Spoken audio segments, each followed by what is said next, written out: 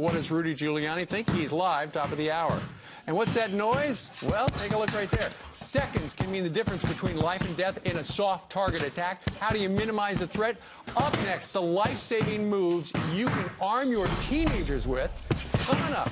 Welcome back. Well, in an active shooter situation, 5 seconds can mean the difference between life and death. But there are some things that you can do and your children can do to make a difference. Here to show us how, self-defense expert Soke Tony Morrison and his co-instructor Seppi Melamed, along with Gabriel, David, and Eli. We thank you for joining us today. Obviously, thank you for having us. In the wake of the terrible news that we're hearing and really what people are calling the new normal, we're hearing more and more both support for kids going through drills to deal with an armed person in their school, and also something on the other side, a little fear in parents as to, well, if we're doing these drills, will it make the kids afraid? Do we need to be having this conversation? Tony, where do you stand on this issue?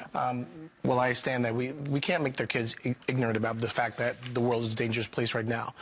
So we don't want to scare them to the point where they're paralyzed and they're not going to be kids and enjoy their life. But at the same time, we have to educate them, and we start by telling them the things to look for, to be more vigilant, to pay attention to what's going around in the surrounding, and we call it situational awareness, being aware of what's going on, so that this way they could have a fulfilled life without being afraid, but they're aware of what's going on right now. So moving from scared to being aware and then prepared is what you really do, is what I'm hearing. Yes. And Seppi, you're nodding, so maybe I'm right on track. Can I ask some of the students here, Gabe, do you guys have active shooter drills? Do you have lockdown drills in your school? Like once a year, we usually do a lockdown drill where everyone hides behind, so the shooter, if he were to look through the window of the door, he wouldn't be able to see us. Okay, David, do you do the same thing? Yeah, we do the same thing. We do drills, so everybody's prepared for the worst.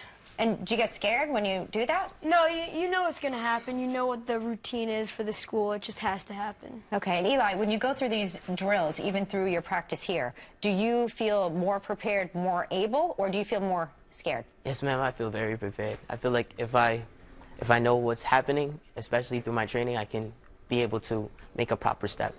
Okay, well, to me, this sounds like an enabled heart that I'm hearing. Someone who's willing, able, prepared, aware, and able to actually do something because they've gone through some steps. So let's go through one right now.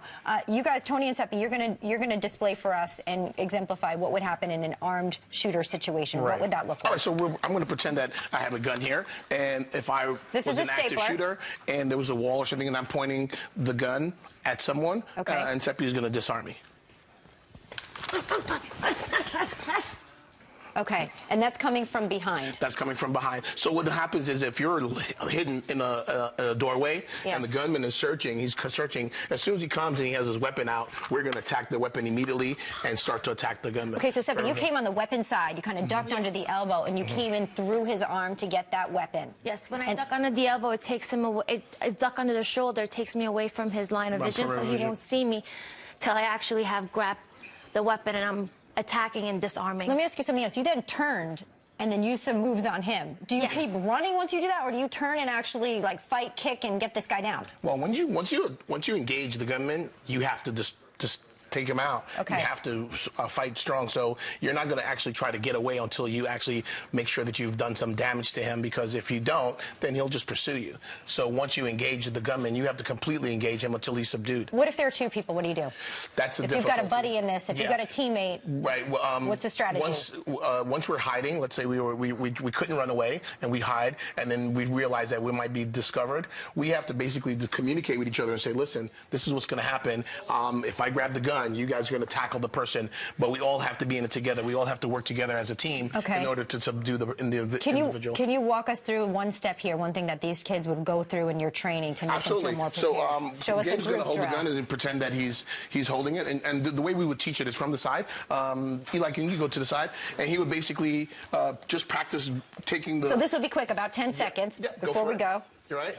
He's going to practice getting me off the line of fire and attacking the person. All right, and this is how we teach the kids in the school. Tony, thank you so much, Seppi, and you guys, thanks for having us.